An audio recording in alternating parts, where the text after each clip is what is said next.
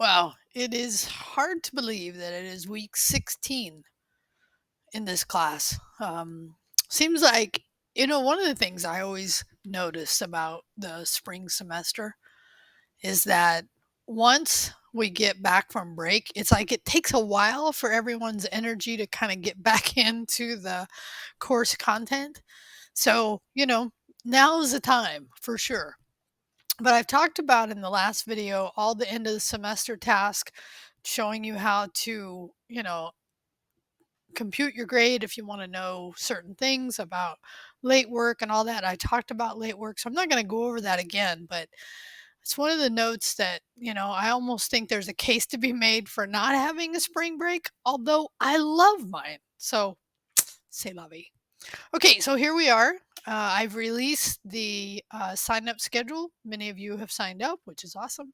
I look forward to seeing your projects. Of course, know that, you can always reach out to me if there's something you need outside of that schedule, but the sooner the better.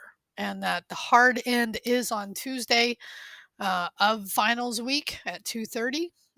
That is a hard end for me and for us. So, and then I will have grades submitted probably the next day. Okay, so what I want to go over in this particular video is a couple things. One is that, we're at the end of our Udemy course for what we're going to cover. So day 24 will be our last one. And I'd asked the students last semester when I taught it in the 9-week class, it's like, how many of you plan on continuing? And there were a handful, and including me. I raised my hand. I was going to do it. I noticed, and I felt bad about this, but I only did one more day. So even though I'm not going to be teaching Python next semester, as you may have heard me say, I still want to continue because I enjoy this course. And what's great is 100 days. We only did 24, right? So you have 76 days that you could still do to advance your Python knowledge. And I think that's a great thing. Part of the reason I like this class is for that reason. Okay. So this last day is one of those days that um, I have to say I also differ a little bit with Dr. Angela here because she shows a more straightforward way. So let me just summarize what we're talking about here is on this last day where we're covering files, directories, and paths. Um, she covers, and I think it's a good approach. First, keeping track on the snake game to actually track the score in a file, writing to that file. So I think these are all good things to know how to do. But what happens often, especially if the directory structure of what you're writing to is different than the directory structure somebody else might be having or writing to, because every directory structure and therefore operating system is different. So, understanding that. And she does talk about relative versus absolute. So that's great.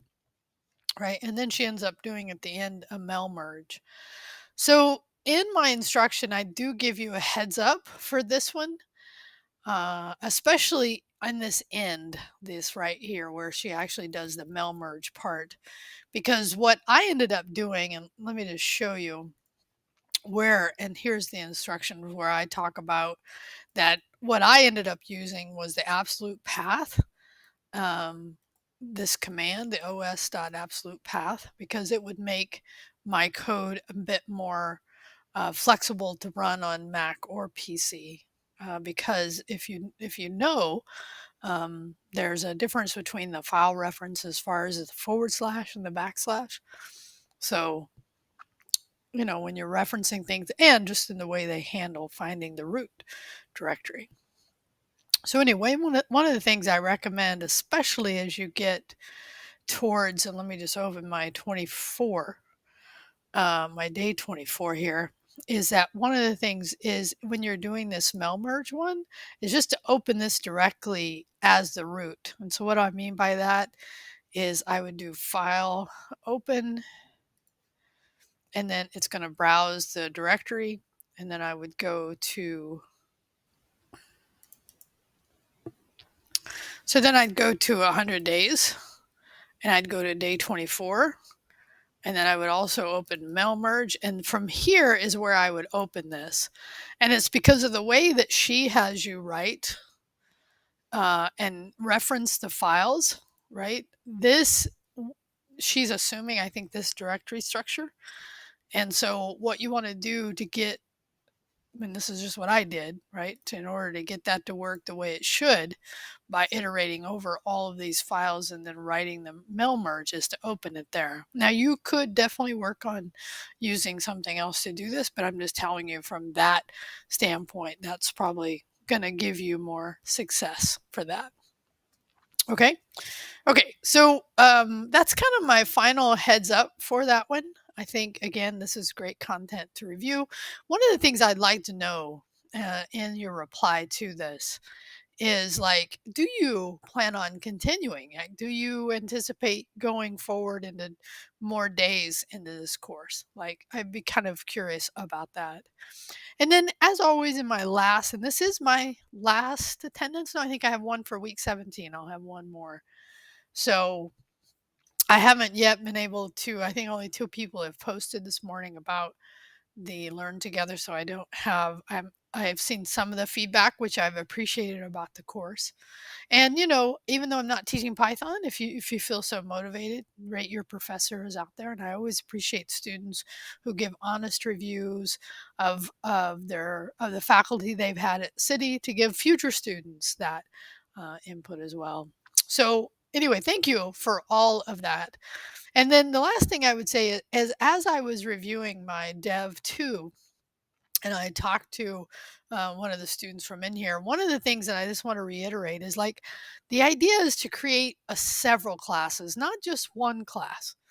I know it can be tempting to convert everything into one class and have all the methods inside of there. And, maybe that was tempting for that student because of the way they had structured their code. But it really is the intention that you think of these classes as entities. Like, we think of them as a collection, a representation of real world objects, real world things. So typically we can separate them out into their different respective classes that kind of encompass that idea of representing that thing in the world.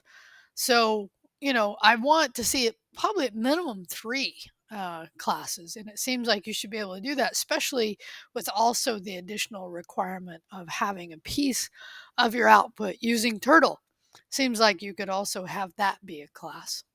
So, anyway, hope that helps clarify. But hopefully, if you've had this question, as this particular student did, they came and talked to me and we had a conversation about it, so that we could clarify and help them move their concept into the OOP with an understanding of this idea of entities and collections of representation of real world things. All right, hope you have fun with this, and I look forward to your Dev 2. Have a great one. Talk to you later. Where am I? Oh, I think I'm here.